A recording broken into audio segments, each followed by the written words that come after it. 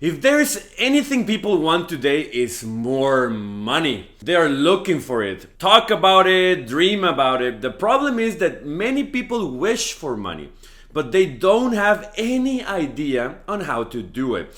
In this video, I will not just talk about how to increase your money, but how to double your income, whatever it is today, in 3 simple, solid steps. So stay tuned.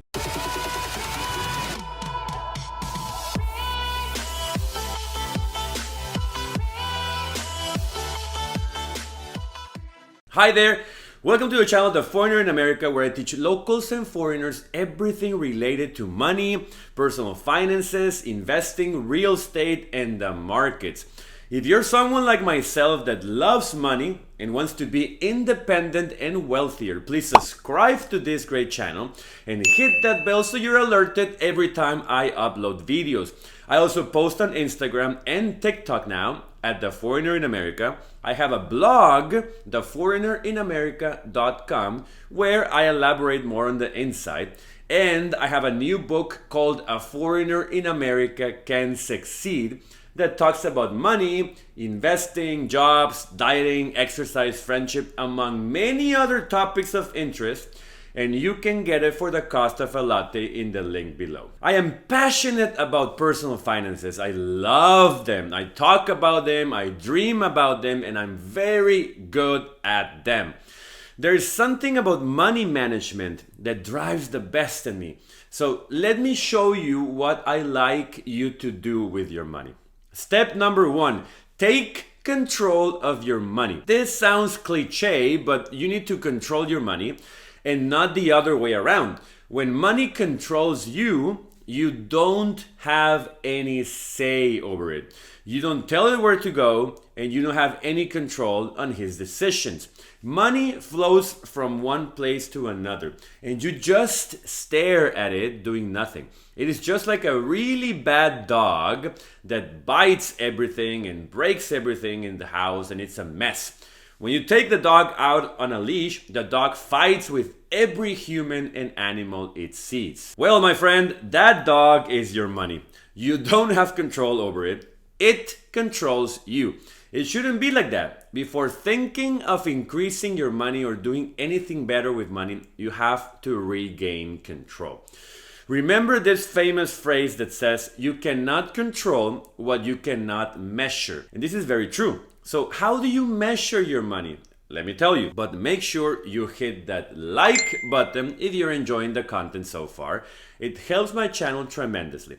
If you want to measure your money, you need something called a budget. Don't panic. It's not rocket science.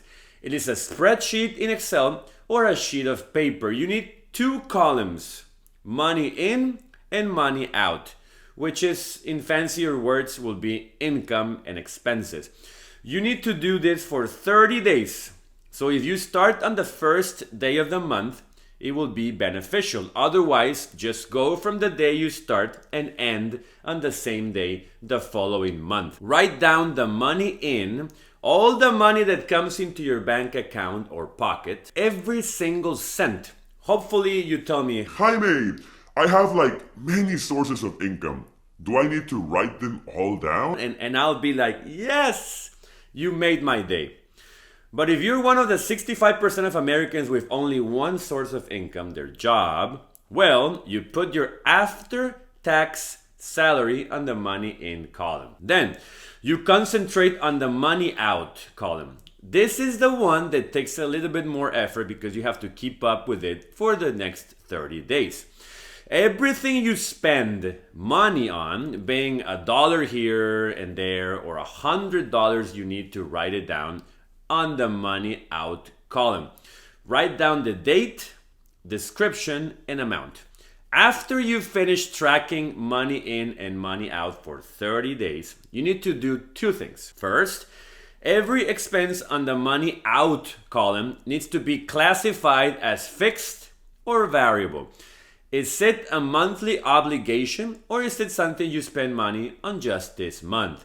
An example would be your internet bill. That is an obligation because no matter if you stay inside the house all day, every day for 30 days, you still have to pay it the same day every month. You will write fixed beside that expense. If you spent, let's say, $40 on dinner with friends in a restaurant, that is not an obligation. It's a choice, so you will write variable besides it. After you finish categorizing all your expenses on the money out column as fixed or variable, you need to add them up. Add all the fixed ones and write down the total. Add the variable ones and also write down the total, and add those up. And that's your total money out. So you have a number for total money in and a number for total money out. What you're gonna do is just subtract money in minus money out. And that is the money you have available to save. So it should look something like this. So we finished step one. Now you have good information on hand. You know how much money is getting in, how much money is going out on your hands every month, and how much is fixed and how much is variable. Step number two, minimize the money out column. Forget about the money in column. We will talk about that in a moment. You need to downsize the money out column. Let's start with the fixed expenses. Those kill you because you already spent the money before you get it. When you get paid, you already owe that money. Besides your housing expense and probably electricity, gas, water, internet, and phone, take a look at your other fixed expenses. For housing, can you rent a cheaper place? Can you rent a room of your house to reduce your mortgage? Electricity, internet, and phone are three things that you have to negotiate every 6 months. You cannot expect these companies to give you deals if you don't fight for them. Call your electricity provider, call your internet provider, and your phone provider and ask for a cheaper price. If you cannot get anything better, cancel the service, wait 1 hour, and then call back again and get it back as a new customer and ask for a deal. If there is no deal whatsoever, then look at their competition and change providers. Competition is what makes America a great country, and you should use that in your favor. Now that you brought down housing and bills, you have to eliminate the rest of the payments. No reason to have a car payment. Pay that off. No reason to owe money on credit cards. Pay those off. No reason to have student loans. Pay them off. But Jaime, I owe a lot of money on those. I cannot pay them off that easily. Well, make a plan where you pay all off in 12 months. Stop spending money on variable expenses and funnel all the money into paying those off. If you have a gym membership, pay a year or 2 of it. If you have a subscription service, pay 6 months or 12 months and forget about it. You just want to reduce your monthly obligations as much as you can. Trust me, that is what keeps you poor. And now that you reduced all fixed expenses to the limit, go to the variable ones. Those are easier because if you don't use them, you don't pay them. Limit your Amazon shopping to a certain amount per month, and limit your entertainment spending to a certain amount per month as well. That way, every time you're going to spend money, you need to make it last for 30 days. Step number 3, increase your money in. Once you reach to this point, you're better off than 50% of Americans with their money. You haven't done anything yet to potentially make more money, but you have downsized the spending, which gives you more spending power. So, how are you going to increase the money coming in? You have to change your perspective. Money is everywhere. You need to grab a net and catch it. A job is one way you can make money, so let me talk about it. You cannot be working a miserable job for 8 to 12 hours and make no money. You're better than that. Especially today, there are a lot of jobs available because people don't want to work. They're scared of getting sick, or they're comfy with their benefits. Use that to your advantage and get a new job or negotiate a raise in your existing one.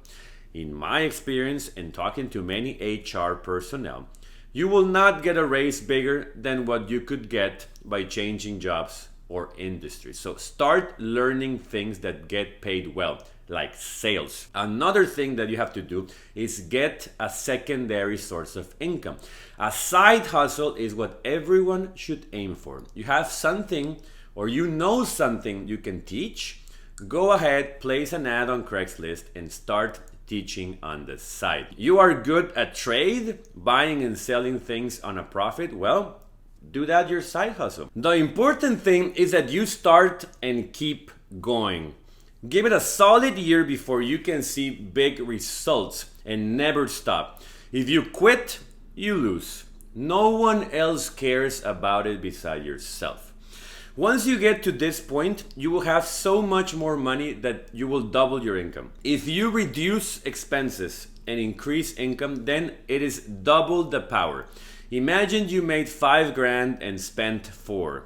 Well, if those 4 turns into 3 and those 5 into 7, you automatically went from 20% savings to 50% and you doubled your income. Now let me tell you my foreigner insight for this video. I've done this for around 14 years, so I have some experience on the topic.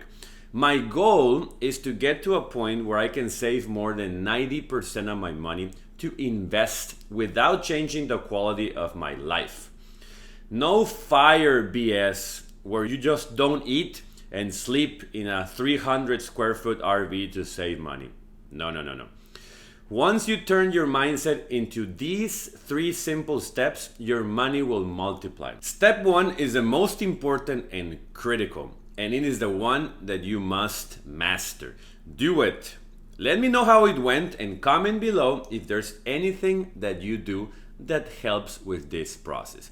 Thanks a lot for watching. Make sure you give me a like if you enjoyed the video. Subscribe to this great channel and hit that bell so you don't miss any one of my 2 weekly videos. Check out my Instagram, blog, and TikTok. And make sure you check out my book, A Foreigner in America Can Succeed, which you can get for the price of a latte on the link below. So thanks a lot, and I'll see you around.